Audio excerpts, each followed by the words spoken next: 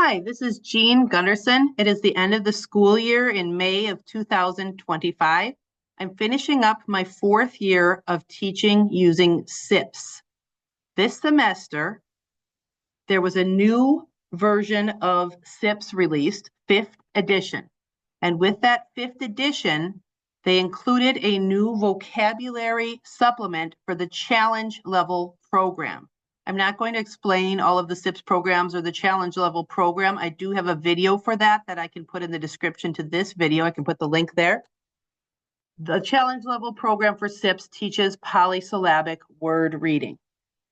I taught using the vocabulary supplement, which is for lists A and B. I'm not going to say what grade I was using this for because I don't want to identify my students.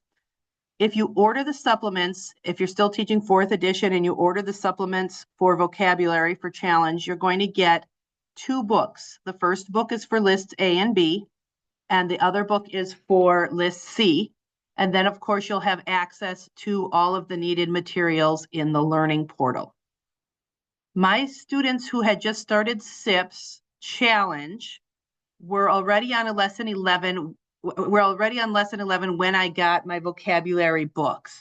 So I had already taught 11 lessons. So then I caught up by teaching these vocabulary lessons. And then I went back to the way you're supposed to do it, which is you teach your SIPPS lesson with your guided spelling and your fluency. And then you also do your like numbered vocabulary lesson. So there are 75 SIPPS challenge lessons. There are 75 vocabulary lessons. Spoiler alert on this, it did not work out very well for my students. There was a lot of vocabulary, and even the words that were used for the prefixes and suffixes were not words that they were familiar with. My students are English learners who speak Spanish as a heritage language, and this did not work for them the way that it was written out. However, a company cannot write the lessons for every single young person who's going to be taught with this. So I do understand teachers need to adapt. I tried to teach it as much as possible the way that it was scripted in the book, just to see how that would go. So you can see on this document, oh, by the way, I also am going to try to teach UFly next year to a group. They have some morphology-based spelling and reading lessons starting at lesson 99. I do have a UFly manual. I did use that this year, but I have not taught those lessons yet. So I'm going to give that a shot. I do have experience teaching with Pete Bowers's book, which is Teaching How the Written Word Works. And that's a very good book. That's what I would recommend for this kind of a thing.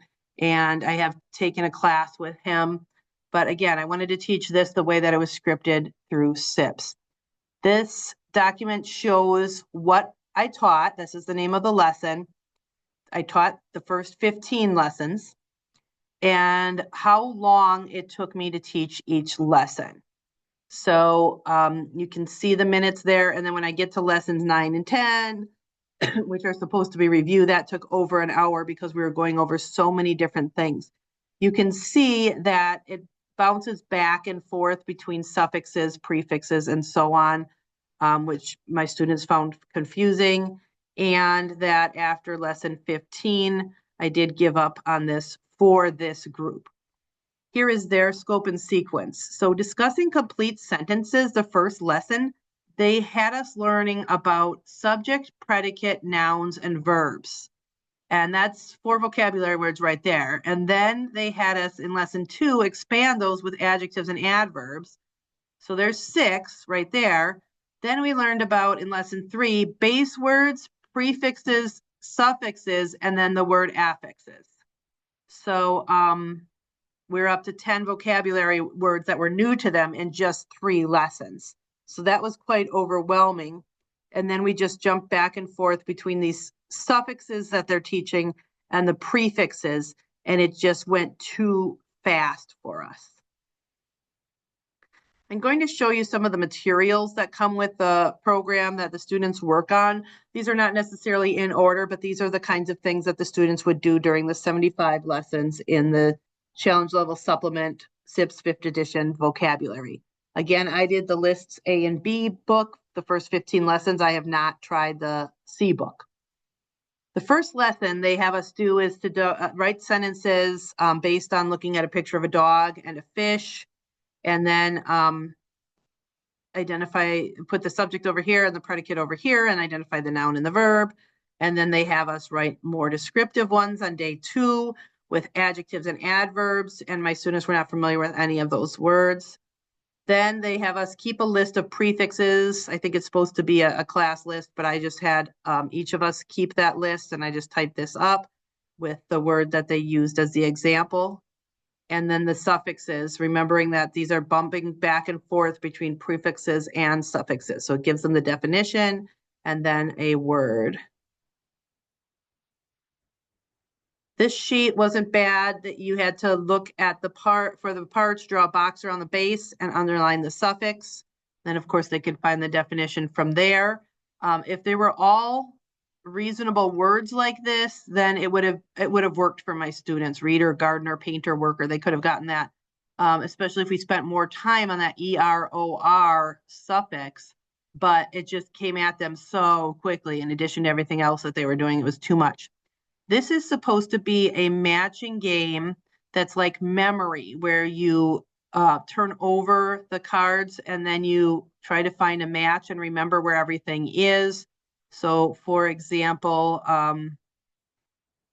complete and incomplete would be a match, because you have the base and then you have the base with the prefix. However, I played it with all of the cards up. I cut these up and kept them all up and had them find a match and then tell me if it had a prefix or a suffix, and then what the meaning of the prefix or suffix was. And we did have our sheets that we had made so they could look back at it. But that did take quite a bit of time. They did have the which word am I, kind of like a game, a matching game or a mystery game. But my students had a hard time with this as well. For example, this word has 4 syllables.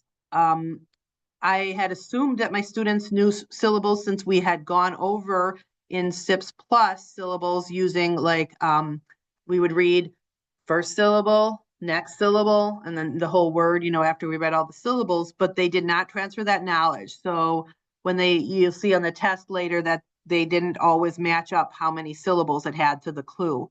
And then it has a prefix that means not, okay, that they can get, which is a lot of these though. And then it can be used to describe something that is unclear or does not make sense. And the answer is illogical, which is not a word that my students knew. And there were a lot of words here that my students were just not familiar with. They are not in their oral vocabulary. The words ended up being illogical, descend, irregular, deactivate, comical. They also have these passages that come with the vocabulary lessons. And here is the one for lessons 11 to 15. And there's an overwhelming amount of words with the prefixes and suffixes. I kind of wish that they would have had more activities for this passage, but we just found the prefixes and suffixes. But you can see from one of my students' work here, the circled misunderstanding. So LI is not a prefix, IL is. Here, the student marked as if this was a prefix or suffix right here in the middle of the sentence. So not understanding totally the concept of prefix and suffix. So that is something we would have had to explore further. And then here is something that shows some more misunderstanding. So nobody in this group passed this test. That was after lesson 10. And you can see things like this. This word has 2 syllables. That one's correct. Okay, this number 8. This word has 3 syllables.